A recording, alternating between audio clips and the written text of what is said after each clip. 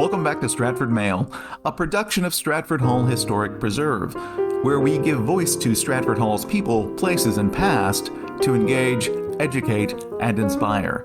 Find us on the web at stratfordhall.org. I'm Director of Research, Dr. Gordon Blaine Steffi. This month, we read a brassy letter from 12-year-old Alice Lee of Blenheim in Charles County, Maryland, to her second cousin William Lee of Stratford, a commercial agent for Virginia Tobacco, living in Tower Hill, London. Maryland, the 27th of September, 1772.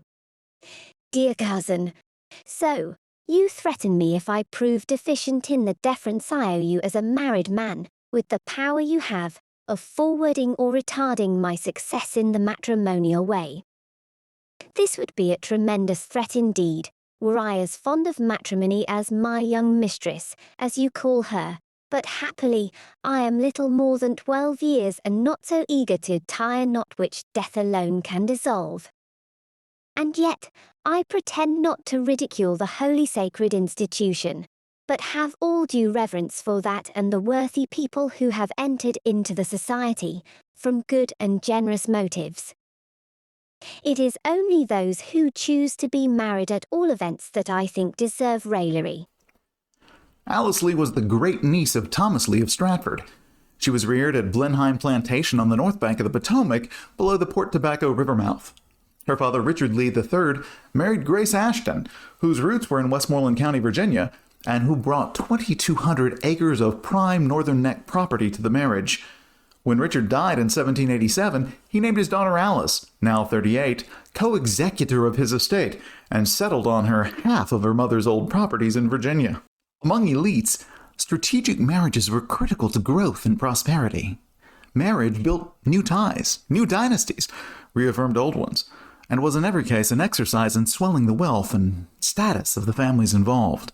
It was a family affair, and families were actively involved in courtship and proposals, weighing and assessing carefully how a potential match might affect the family in terms of affluence and influence. The possibility of a proposal being rejected wasn't zero, so intermediaries got involved to test the waters and save face when necessary. Dr. Arthur Lee engaged his niece Nancy Shippen of Philadelphia to intercede with a young lady who caught his fancy, but on that occasion no match was made. Alice's cousin William, to whom she writes, matched well with Hannah Philippa Ludwell, tying the knot at St. Bride's, London on March 7, 1769, in the presence of his bachelor brother Arthur Lee, Edmund Jennings, and Lucy Ludwell.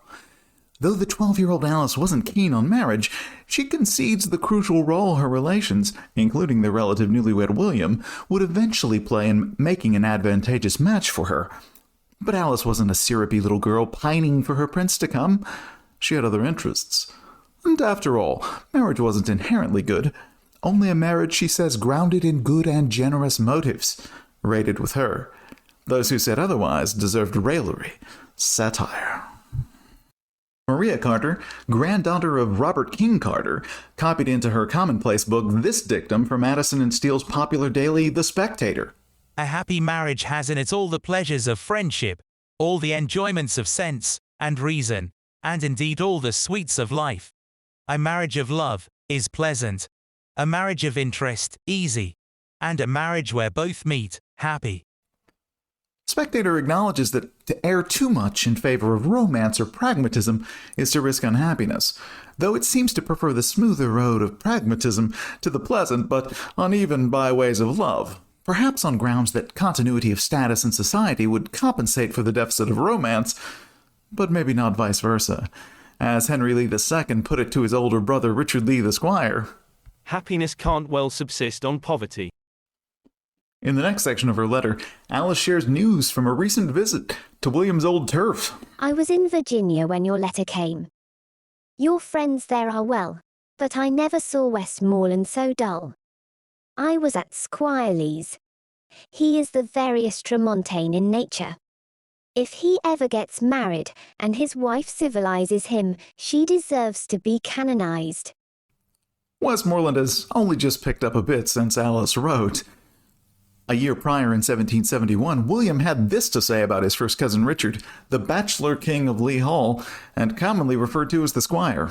Richard is still living and unmarried, though 45 years old, which is a great age in Virginia to be single, and his seat is called Lee Hall on the Potomac River. But by a great age to be single, William certainly didn't mean that his second cousin hit the dating sweet spot at age 45, but rather that he was old.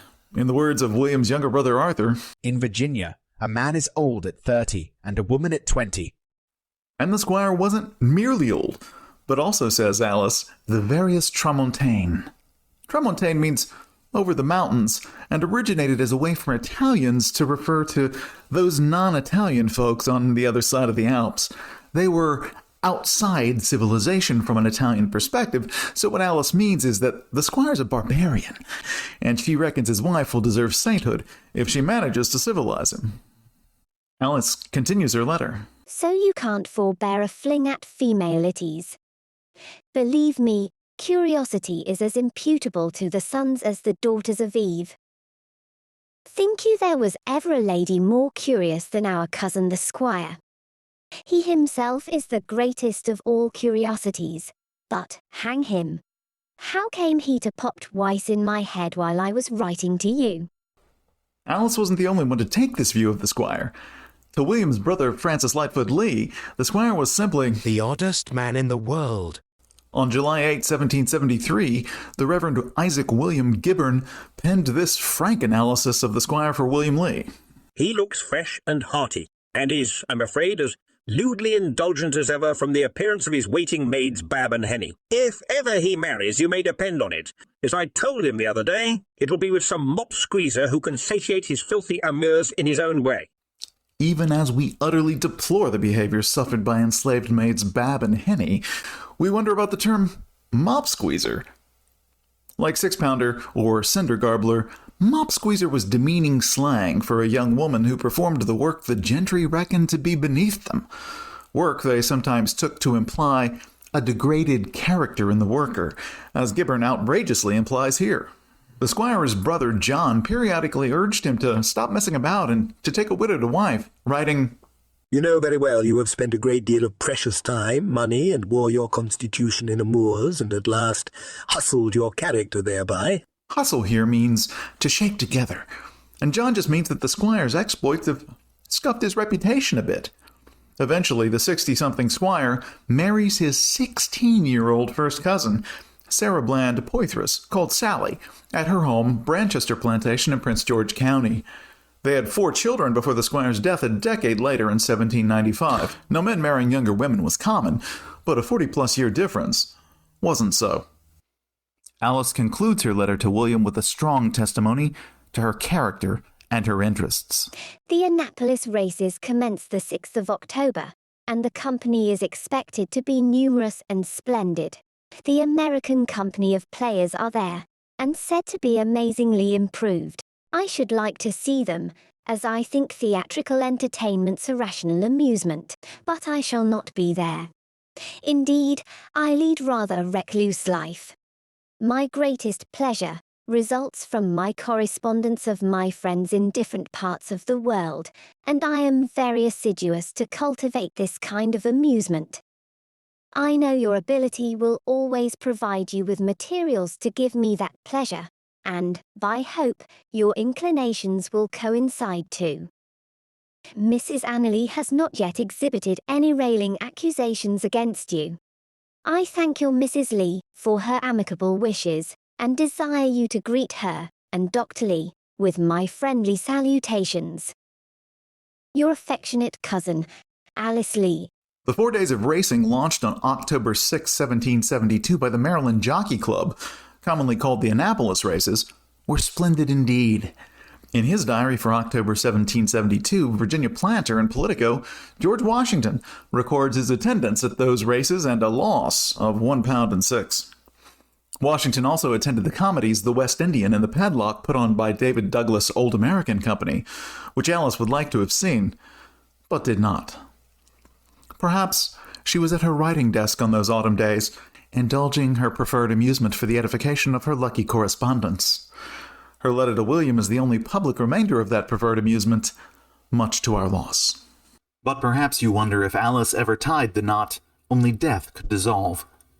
Indeed she did, but not until late in life, becoming the third wife of a Revolutionary War veteran and planter. The Maryland Journal for April 1, 1788 issues this notice. Married a few days ago at Blenheim in Charles County, John Weems, late resident of the state of Delaware, to Miss Alice Lee, daughter of the Honorable Richard Lee, deceased. Alice might have adored the irony of an April Fool's wedding announcement. She lived at Weems Forest in Calvert County, Maryland, with her husband John for 15 months, before her death at the age of 40 in 1789. This notice of her death appeared in the September 3rd edition of the Maryland Gazette, and seems to have been produced by her grieving, grateful friends. Died on the 25th of July at Weems Forest in Calvert, Alice Weems, wife of John Weems and daughter of the late President Lee. This elegant and accomplished woman lived highly respected and died much regretted by her acquaintances. Possessed of a strong and well-cultivated understanding, a masculine judgment, a brilliant imagination, a heart warm, benevolent, sincere, charitable, and fraught with the purest sentiments of Christian piety and of virtue, she was a bright ornament of society. Filial piety and respect, conjugal love and tenderness, sisterly affection, social regard, and unceasing neighbourly kindness were splendid traits in the amiable character of the deceased. The friends are impressed with the amplest conviction of these truths, and although she is lost to their view, she will long live in their memory, securely embalmed as an emblem of many inestimable virtues. Alice is buried in a Lee family cemetery, which is the last trace of Blenheim on the property of the Morgantown Generating Station, just south of US 301 and the Harry W. Nice Memorial Bridge, which connects Maryland to Virginia. Her marble tomb marker was placed by the sister with whom she lived the majority of her life, minus those 15 months, Eleanor Ann by name, a poet who inscribed the marker with this mystery. Oft would the suffering angel faintly smile, when from her bosom pain and... The rest is illegible, but perhaps Alice contracted that influenza which vexed Maryland in the fall and winter of 1789. But that's a topic for a different day. Thank you for listening and subscribing to Stratford Mail. From Stratford Hall Historic Preserve in Westmoreland County, Virginia, I'm Director of Research Dr. Gordon Blaine Steffi. Do more than just listen. Become an active participant with Stratford Hall in the production of new and exciting programs like Stratford Mail. Contribute online at stratfordhall.org/support-Stratford.